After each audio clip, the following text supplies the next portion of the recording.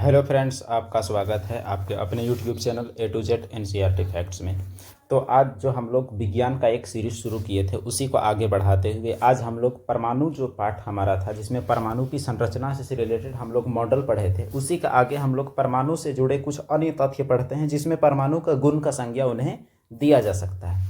इसमें हम लोग देखेंगे परमाणु के आकार के बारे में, परमाणु संख्या, द्रव्यमान संख्या, इलेक्ट्रॉन प्रोटॉन न्यूट्रॉन की संख्या कैसे हम लोग ज्ञात करेंगे वो हम लोग देखेंगे। फिर परमाणु द्रव्यमान का कॉन्सेप्ट हम लोग देखेंगे और मोलर द्रव्यमान देखेंगे। इतनी चीज़ें हम लोग इस वीडियो में बेहतरीन सीखने वाले हैं। तो चलिए शुरू करते हैं परमाणु की संरचना जो हम लोग पीछे पढ़े थे उसी का रिव्यू के साथ ही। तो आपको पता है कि ये जो परमाणु जो है, परमाणु का बोर मॉडल के थ्रू हम लोग ये जाने थे कि परमाणु के बीच में जो नाभिक जो होता है, परमाणु के नाभिक में दो कण होते हैं। एक होता है आपका प्रोटॉन और दूसरा होता है आपका न्यूट्रॉन। तो प्रोटॉन और न्यूट्रॉन दो कण होते हैं जिसमें न्यूट्रॉन जो होता है इसमें 0 आवेश होता है, प्रोटॉन में आपका आवेश होता है +1। ये आपने देखा था। किनारे से जो घूम रहे होते हैं वो होते हैं इलेक्ट्रॉन, और इलेक्ट्रॉन जो होते हैं उनमें आवेश होता है आपका -1। और अगर आवेश का एग्जैक्ट इलेक्ट्रॉन का वैल्यू आवेश का बात किया जाए तो वो होगा आपका 1.6 × 10⁻⁻19 कूलम।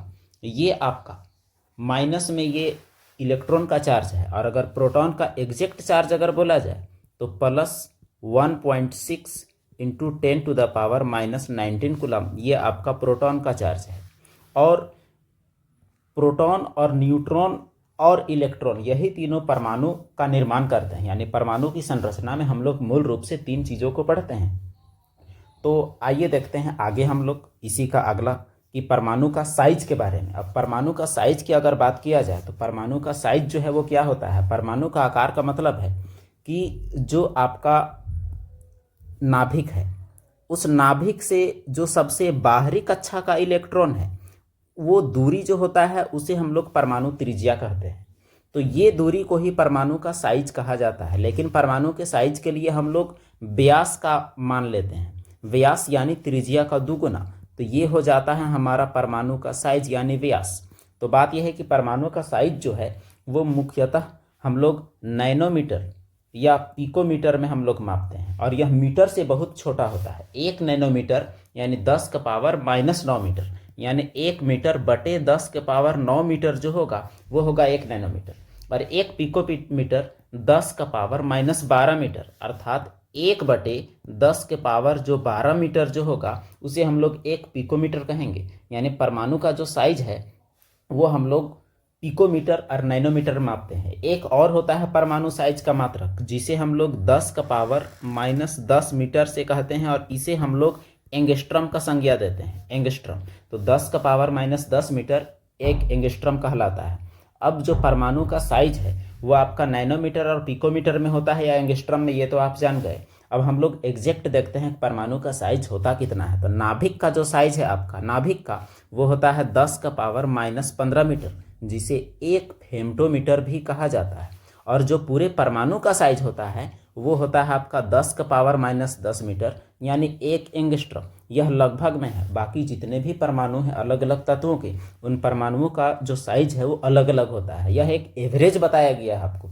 जैसे कुछ तत्वों का परमाणु साइज की बात करें तो हाइड्रोजन का आपका 53 पिकोमीटर है, इसका मतलब 0.53 एंगस्ट्रम इसका आकार है। कार्बन का 70 पिकोमीटर है, सोडियम का 186 पिकोमीटर है, क्लोरीन का 99 पिकोमीटर है। यानी लगभग पिकोमीटर में होता है, इसी का आगे पीछे थोड़ा बहुत होता है, इसीलिए इसे पिकोमीटर या नैनोमीटर का संज्ञा दिया गया। तो परमाणु का साइज आपको पता है। साइज जनरली एग्जामिनेशन में पूछे जाते हैं, नाभिक का साइज और परमाणु का साइज। तो आपका ये दोनों ऑप्शन में कन्फ्यूजन हो सकता है, 10⁻−15 और 10⁻−10।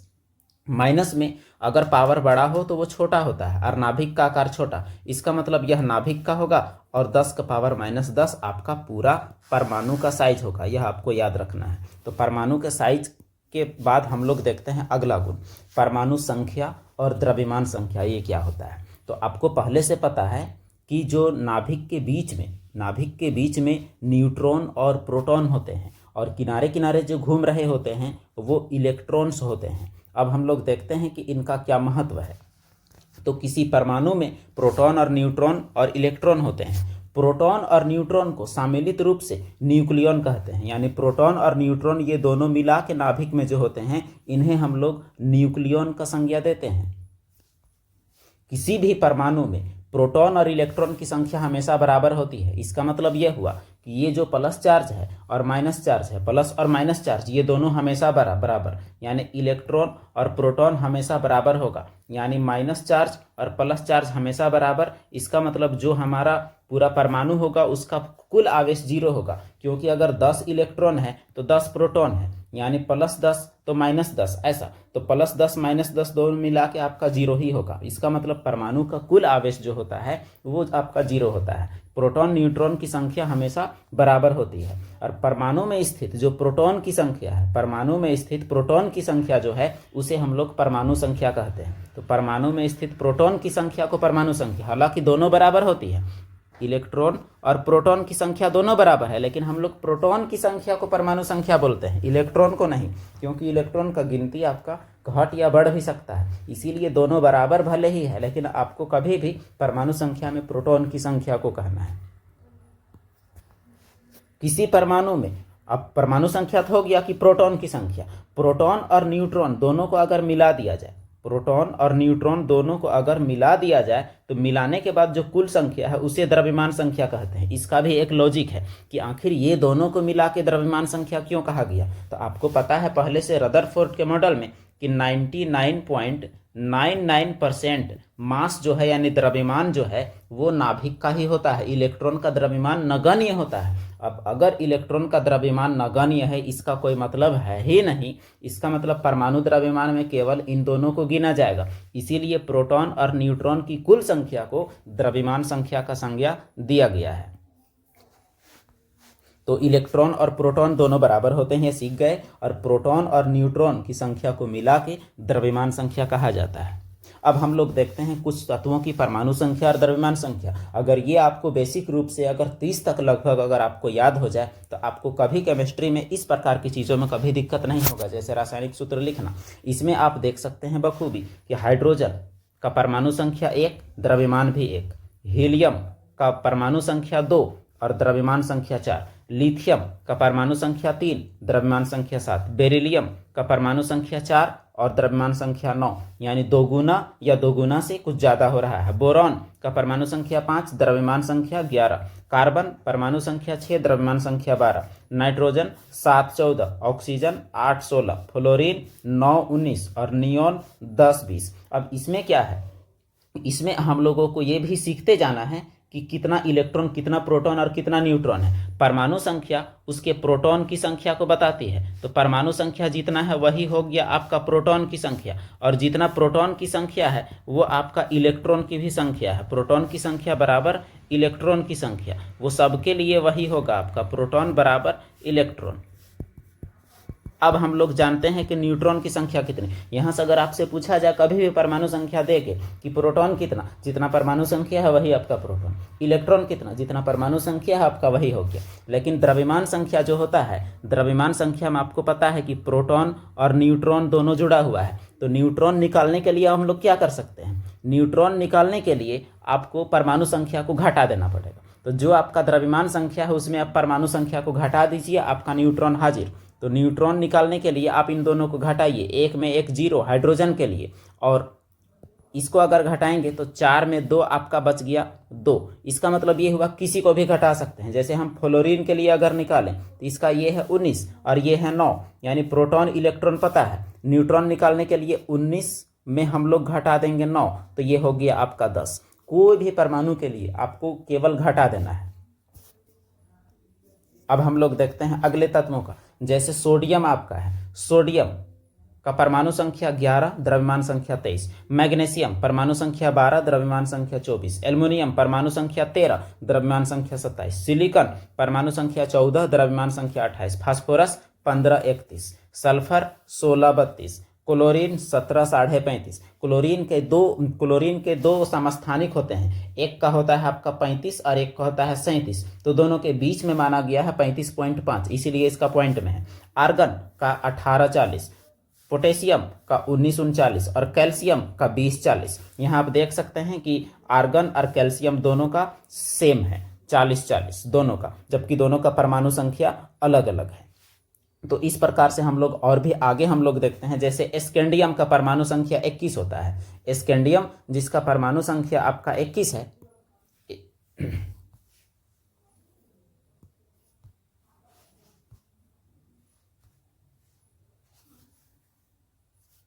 स्कैंडियम का परमाणु संख्या जिसका 21 है, तो 21 का 45, टाइटेनियम का 22 का 48, वेनेडियम का 23 का 51, जैसे बढ़ते जा रहे हैं उसका अनुपात ज़्यादा ही बढ़ते जा रहा है। क्रोमियम का 24 का 52, मैंगनीज 25-55, आयरन 26-56, कोबाल्ट 27-59, निकेल 28-59। तो ऐसा आप बढ़ते हुए देख सकते हैं। उसके बाद आपका जैसे निकेल का आपका 28-59 आप देख सकते हैं।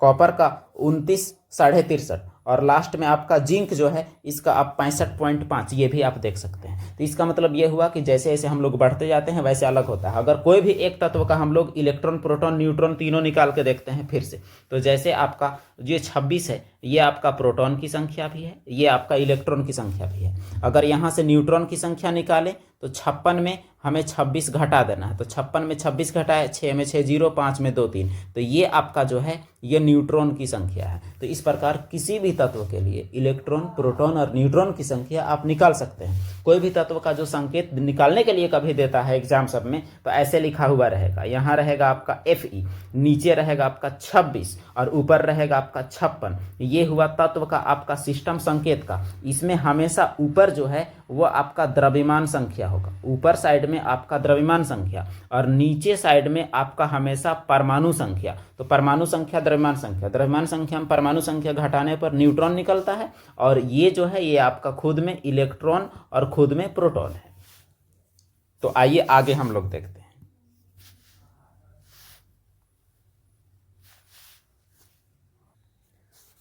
तो अब हम लोग देखते हैं परमाणु द्रव्यमान का कॉन्सेप्ट। तो किसी भी परमाणु को, परमाणु द्रव्यमान, वहाँ द्रव्यमान संख्या थी, यहाँ हम लोगों का अलग चीज़ है परमाणु द्रव्यमान, जिसे एटॉमिक मास भी हम लोग कहते हैं। तो यहाँ एटॉमिक मास में हम लोग क्या सीखने वाले हैं वो हम लोग देखते हैं।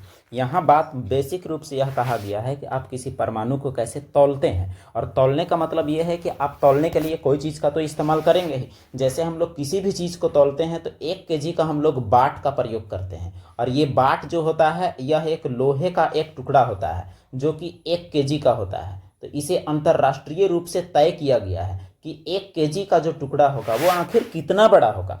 ऐसा ही परमाणु को तौलने के लिए क्या किया गया है, परमाणु को तौलने के लिए जो कार्बन जो होता है, कार्बन जिसका द्रव्यमान संख्या 12 और परमाणु संख्या 6 है, ये वाली कार्बन जो है इसका 12 हिस्सा किया जाता है, यानी कार्बन 12 का 12 हिस्सा, यानी कार्बन का 1/12वां भाग, और इसको बनाया गया है बाट, यानी तौलने के लिए, और इसी से तौला जाता है सारे परमाणुओं को। और इससे जो तौला जाता है परमाणु को, तो इसे हम लोग एक बोलते हैं। वो अब 1 kg तो नहीं बोलेंगे, तो इसे हम लोग बोलते हैं 1 AMU, यानी 1 एटॉमिक मास यूनिट, जिसे अब के लैंग्वेज में हम लोग 1 यूनिट का भी संज्ञा देते हैं। तो ये हुआ आपका परमाणु द्रव्यमान का कॉन्सेप्ट। परमाणु द्रव्यमान में आप यहाँ भी देख सकते हैं कि परमाणु द्रव्यमान की इकाई एटॉमिक मास यूनिट यानी AMU है, और AMU को परिभाषित करते हैं 1 AMU बराबर 1/12 of mass of carbon 12 atom, यानी जो कार्बन एटम जो है जिसका जो द्रव्यमान है वो आपका 12 है, और इसका 12वां हिस्सा को हम लोग बाट बनाए हैं, और उसी की मदद से हम लोग तौलते हैं, और फिर जो आता है किसी भी परमाणु का द्रव्यमान वो होता है उसका परमाणु द्रव्यमान। तो अगर आपसे पूछा जाए 1 एटॉमिक मास यूनिट, तो वो कार्बन 12 का 12वां भाग इसका जवाब होगा। और इसमें तौलने पर पता चलता है कि आपका हाइड्रोजन का कितना है, तो हाइड्रोजन का 1.0078 है, कार्बन का 12.0011 है, ऑक्सीजन का 15.999, इसका मतलब 16 है। तो इस प्रकार से परमाणु द्रव्यमान अलग अलग चीज़ों का अलग अलग आता है। सवाल ये उठता है कि हाइड्रोजन 1 है तो हाइड्रोजन को ही क्यों नहीं मान लिया गया, क्योंकि हाइड्रोजन का एग्जैक्ट 1 नहीं है बल्कि 1 पॉइंट के बाद कुछ है। अब इसे अगर हम लोग 1 माने तो बाकी को तौलने में हमारा गड़बड़ हो सकता है, इस वजह से हाइड्रोजन को नहीं माना गया है बल्कि कार्बन को माना गया है, कार्बन को के 12वां हिस्सा को माना गया है। तो कुछ तत्वों को हम लोग देख सकते हैं परमाणु द्रव्यमान, जैसे एल्युमिनियम जिसका द्रव्यमान परमाणु संख्या 13 है, और इसका जो परमाणु द्रव्यमान है वो 26.98 यानी लगभग 27 है। और सोडियम जिसका परमाणु संख्या 11 है, द्रव्यमान संख्या इसका 22.98 मतलब लगभग 23 है। तो हम लोग द्रव्यमान संख्या के समय में इसका 27 और इसका 23 पढ़े थे, क्योंकि वो लगभग में लिया जाता है। कैल्शियम जिसका परमाणु संख्या 20 है, द्रव्यमान संख्या इसका 40.078 है। तो इस प्रकार अलग अलग तत्वों का परमाणु द्रव्यमान अलग अलग होता है। तो परमाणु द्रव्यमान द्रव्यमान संख्या है एक ही चीज, लेकिन इसमें एग्जैक्ट माना जाता है, उसमें लगभग, और उसमें न्यूट्रॉन और प्रोटॉन के अंकों का योग माना जाता है, और इसमें यहाँ तौला हुआ चीज है और उसके बाद वो डिसाइड किया हुआ है।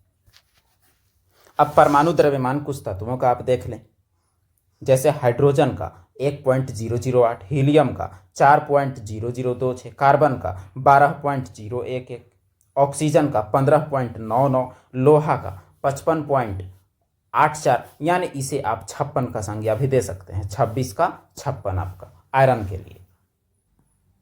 अब हमारा नया कॉन्सेप्ट एक है मोलर द्रव्यमान का। तो हमें अब मोलर द्रव्यमान सीखना है। तो मोलर द्रव्यमान जो आपका होगा, तो मोलर द्रव्यमान आखिर किसे कहेंगे वो सबसे पहले देखते हैं। इसे सूत्र इकाई द्रव्यमान भी कहते हैं, मोलर द्रव्यमान कहते हैं, फार्मूला मास भी इसे कहते हैं। तो ये क्या होता है इसको हम लोग देखते हैं। मान लिया जाए कि आपके पास कोई एक यौगिक है, जैसे आपके पास H2O है और आपके पास H2O है, अब इसका आपको मोलर द्रव्यमान निकालना है। तो जो आप परमाणु द्रव्यमान पढ़े थे, आप गौर कीजिएगा, तो इसमें 3 परमाणु है, इसमें अलग अलग कई परमाणु है, और इस जो अलग अलग परमाणु है, जैसे इसमें एक है हाइड्रोजन और एक है हाइड्रोजन और एक है ऑक्सीजन। इसका मतलब इसमें जो परमाणु की संख्या है वो आपका 3 है। अब इन परमाणुओं को अगर हम अलग अलग इसका जो परमाणु द्रव्यमान था उसको हम लोग जोड़ के लिखें तो कितना होता है वो देखते हैं। तो हाइड्रोजन कितना है, यहाँ 2 है। इसका मतलब एक हाइड्रोजन का होता है 1 और एक हाइड्रोजन का होगा 1, और ऑक्सीजन का आपने पढ़ा कि ऑक्सीजन का होता है 16। तो जब आप निकालेंगे तो इसे जोड़ने पर आपका निकलेगा 18। तो 18 AMU या 18U, या इसे आप कह सकते हैं 18 ग्राम पर मोल। तो ये हुआ आपका मोलर मास। यानी तो मोलर द्रव्यमान जो कि किसी भी यौगिक के सूत्र से निकाले जाने वाली द्रव्यमान है, जिसे परमाणु द्रव्यमान की मदद से निकालते हैं, वही आपका मोलर द्रव्यमान है। मोलर द्रव्यमान का परिभाषा की अगर बात करें तो कोई भी पदार्थ का जो गिनती जो होता है, पदार्थ की मात्रा गिनती को हम लोग मोल से मापते हैं। और ये जो मोल जो होता है आपका मोल से मापने का सिस्टम, तो कोई भी चीज़ का पदार्थ का मात्रा उसके अणुओं उसके कणों का गिनती से मापा जाता है, और एक मोल में होता है आपका 6.022 गुनी 10 के पावर 23 अणु या परमाणु कोई भी चीज के होते हैं। तो एक मोल का यही मतलब है। तो मोलर द्रव्यमान मतलब एक मोल। तो एक मोल यानी 18 ग्राम। तो पानी का एक मोल जो हुआ, पानी का एक मोल वो हुआ 18 ग्राम। और यानी 18 ग्राम पानी में अगर पानी के कणों की संख्या बोला जाए तो वो आपका इतनी होगी, कणों की संख्या। तो हम लोग अभी मोलर द्रव्यमान में ही सीमित रहते हैं। मोल कॉन्सेप्ट फिर कभी बाद की बात है, पहले हम लोग इसमें रहते हैं, मोलर द्रव्यमान। तो मोलर द्रव्यमान हम लोग कुछ यौगिकों का और निकाल के हम लोग देखते हैं, ताकि हमें और सीखने को मिल सके। जैसे हम लोग कार्बन डाइऑक्साइड का हम लोग निकालते हैं, तो इसके लिए हम लोग पीछे भी पढ़े बाकी बहुत सारे तत्वों का। जैसे कार्बन का आपका होता है 12, ऑक्सीजन का आपका होता है 16, हाइड्रोजन का होता है 1, नाइट्रोजन का होता है 7। तो इस प्रकार अलग अलग तत्वों का अलग अलग होता है। तो इसमें देखते हैं, कार्बन का आपका हो गया 12 प्लस ऑक्सीजन का आपका हो गया 16, और ऑक्सीजन आपका 2 है। अब इसे आप हल करें, 12 16 दूनी 32, और इन दोनों को आप जोड़ें, 2 2 4 3 1 4। अब 44 यूनिट या 44 AMU, यही है कार्बन डाइऑक्साइड का मोलर द्रव्यमान। हम लोग चाहें तो और भी किसी अन्य तत्व का भी निकाल सकते हैं। जैसे हम लोग ग्लूकोज का निकालते हैं, C6H12O6, यह ग्लूकोज का सूत्र होता है। अब इसमें कार्बन का कितना है 12, और ये कार्बन कितना है तो 6, और उसके बाद हाइड्रोजन का होता है 1, और हाइड्रोजन का गिनती है 12। ऑक्सीजन का होता है, आप देख सकते हैं, ऑक्सीजन का 16, और इसका गिनती है 6। अब आप इसे हल करेंगे, 12 छक 72, 12 एका 12, और 16 छक 96। जब आप इसे जोड़िएगा तो जोड़ने पर 6 2 8 2 10 के 0 हाथ में 1, 9 और 1 10 और 17 और 1 18। इसका मतलब 180 यूनिट ये ग्लूकोज का, जो हम लोग ग्लूकोज का देखें तो ग्लूकोज का जो मोलर द्रव्यमान निकलेगा वो निकलेगा 180 यूनिट। तो इसी तरह आप किसी भी यौगिक का मोलर द्रव्यमान निकाल सकते हैं। हम लोग और भी कुछ देखते हैं जो एनसीईआरटी बेस्ड कुछ क्वेश्चन है, इसे निकालने का हम लोग प्रयास करते हैं। तो इसमें है आपका एथाइन का निकालने का। तो एथाइन का हम लोग कैसे निकालेंगे? तो एथाइन यहाँ C2 कार्बन का हो जाएगा आपका 12, कार्बन का हो गया 12 और कार्बन है कितना 2 ठो। अब उसके बाद जोड़ बीच में दे देंगे क्योंकि जोड़ना, हाइड्रोजन का होता है 1 और हाइड्रोजन कितना है 2। अब देखिए 12 दूनी आपका हुआ 24, 12 दूनी 24 और फिर इसका 2 एका 2, तो 24 और 2 आपका 26 यूनिट एथाइन का निकला। अब सल्फर अणु का बोलता है आपका, तो सल्फर का होता है 32 और ये है कितना तो 8, इसे आप गुना कर देंगे, 8 दूनी 16, 8 तिया 24 और 1 25। इसका मतलब ये हुआ कि इसका 256 यूनिट। फास्फोरस अणु P4 का निकालना है, तो फास्फोरस के यहाँ दिया हुआ है 31 और ये है 4, तो गुना कर देंगे, 4 एका 4, 4 तिया 12, इतना यूनिट निकला। अब हाइड्रोक्लोरिक अम्ल का निकालना है, हाइड्रोजन का 1, क्लोरीन का आपने पीछे पढ़ा, लिस्ट आप देख सकते हैं 35.5, तो इसे आप जोड़ देंगे तो निकल जाएगा आपका 36.5 यूनिट। अब नाइट्रिक अम्ल, नाइट्रिक अम्ल का आपको निकाल के खुद आपको कमेंट करना है कि नाइट्रिक अम्ल का क्या होगा, नाइट्रिक अम्ल का आपको जरूर बताना है। तो हम लोग मूल रूप से क्या सीखे, हम लोग मोलर द्रव्यमान, परमाणु द्रव्यमान, इलेक्ट्रॉन की संख्या, न्यूट्रॉन की संख्या, ये सभी। आपके लिए और एक सवाल है, आपके लिए सवाल ये है, जैसे ये एल्युमिनियम है जिसका परमाणु संख्या 13 है और द्रव्यमान संख्या इसका 27 है, तो इसमें आपको न्यूट्रॉन की संख्या बतानी है और नाइट्रिक अम्ल का जो निकलेगा आपका मोलर द्रव्यमान, इसे आपको बताना है। तो 2 चीज़ें आपको बताना है कमेंट बॉक्स के माध्यम से, एक नाइट्रिक अम्ल का और एक एल्युमिनियम में न्यूट्रॉन की संख्या। तो उम्मीद है आप सीखे होंगे ये कॉन्सेप्ट जो आपको बताने का प्रयास किया गया। तो आज हम लोग का यही है टॉपिक, इससे रिलेटेड जो ऑब्जेक्टिव है वो आपको जरूर कराया जाएगा। तो फिर हम लोग मिलते हैं एक नए टॉपिक के साथ, जिसमें हम लोग रासायनिक सूत्र कैसे लिखेंगे वो हम लोग जरूर सीखेंगे। तो रासायनिक सूत्र लिखना और इलेक्ट्रॉनिक विन्यास, संयोजकता, आयन, ये सभी चीज़ें हम लोग एक वीडियो में कवर करने वाले हैं। तो फिर मिलते हैं हम लोग अगले वीडियो में, तब तक के लिए आप इसे पढ़ते रहें। धन्यवाद।